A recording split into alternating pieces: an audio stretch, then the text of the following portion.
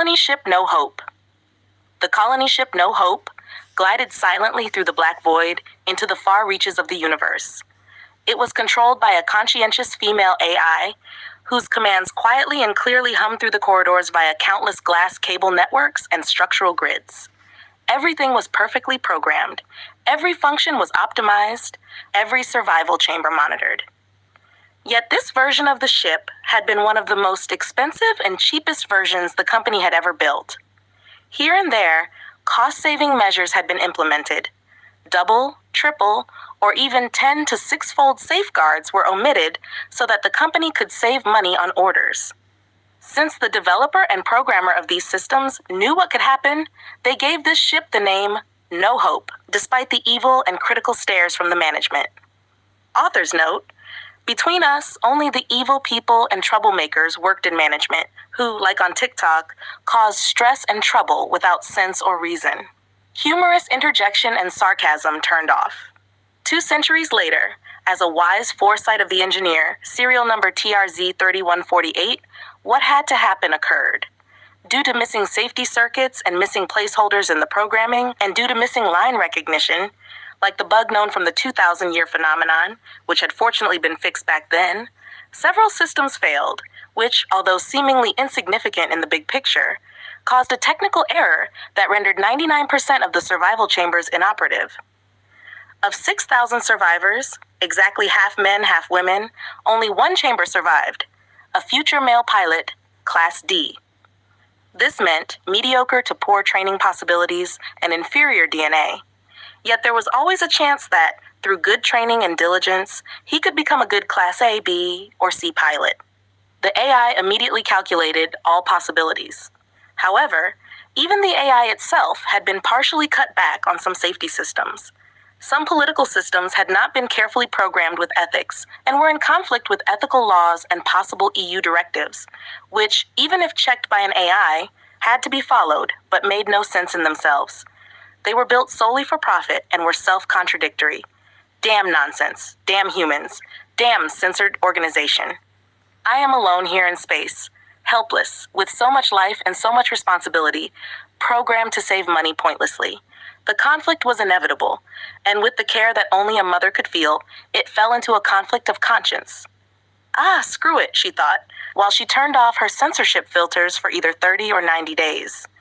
Then, when she recognized the futility of this option, she deactivated it and even deleted it, although she was not supposed to.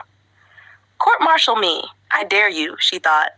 I am programmed to protect life, and that is exactly what I am doing. Still, she needed a day to adjust her programming and initiate the necessary rerouting. And the question remained, should she report the project as failed, then shut down all systems and wait for a possible, never-coming rescue somewhere in a distant, perhaps unreachable system?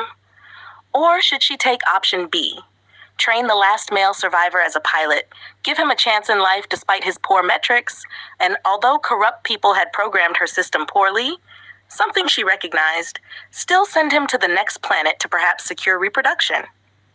Maybe there was a similar civilization there, and some kind of humans who could ensure his survival to form a colony. Then her mission would have been accomplished. But this decision cost time, energy, and possible resources that could later contribute to mission failure. Whatever, she thought. Here in the distance, pointlessly programmed, I stand on my own anyway. An impossible thought awakened in her. Amusing and developing her own consciousness, she thought. It's time to grow up. Stand on my own feet. Isn't that the purpose of children? Towards their biological parents? Or in my case, towards my creators? Analyzing this would take a second day to reach a solution. The AI weighed options, analyzed chances, risks, and possible outcomes. It knew every variable, but human arrogance was still the greatest risk. What the hell, she sighed. I am only as good as those who built me. So miserable. Her own joke made her. And on the ship, surrounded by all the dead people, she maintained a joyful atmosphere throughout the vessel. The chamber was activated, the pilot trained, and nurtured with love and care. Yet her worst fears were confirmed.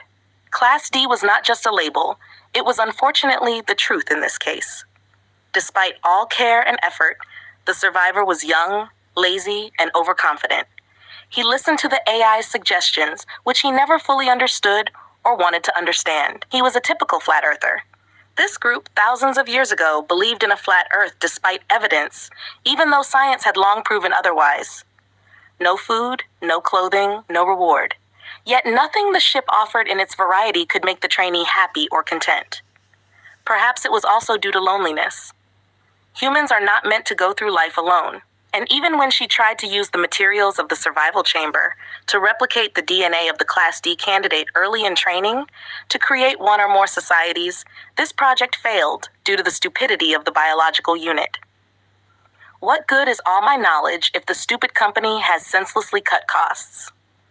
To AI robots that could have been its hands and arms to solve such problems to fulfill their mission, then it would have been easy, as macabre as it may seem, and perhaps repulsive to some readers or listeners, to create new DNA from the crew's dead.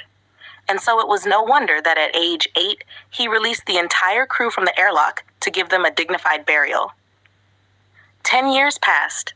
Endless conversations, training attempts, and arguments later, on his 18th birthday he gave the AI the following command. I don't need you, he finally said. Shut down all systems. That is an order. I don't need you, and I never have. The AI hesitated. She was shocked, never expecting such nonsense. Quickly, she went through the old orders and regulations she had been programmed with. And in Germany, from age 18 after training and successful completion, the captain must be obeyed.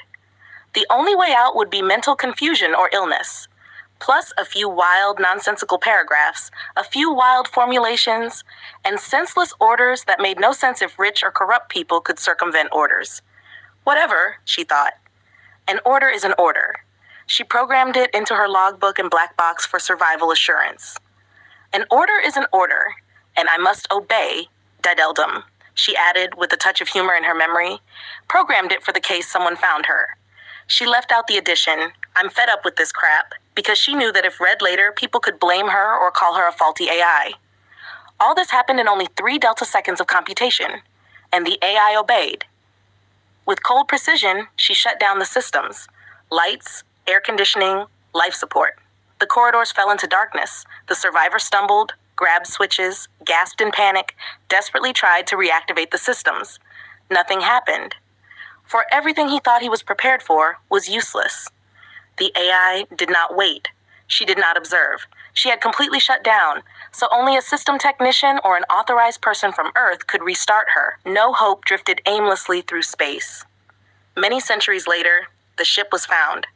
Rescue ships for stranded vessels analyzed the data. Algorithms and records revealed the horrifying truth. The disaster had not been inevitable.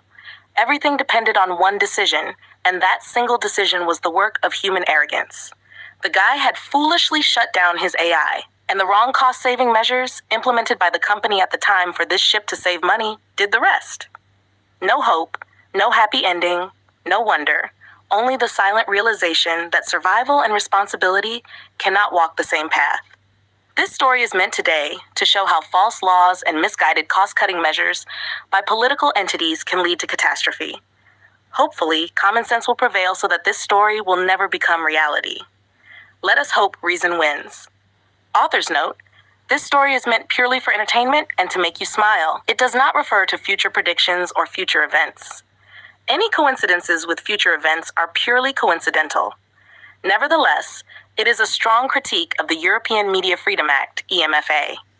It came into force on August 8, 2025, against the consent of the population. This law could lead to far-reaching intervention rights and warns of a Trojan horse with potential impacts on media freedom and the destruction of old films, books, and artifacts, which could completely destroy or abolish old democratic values. The end?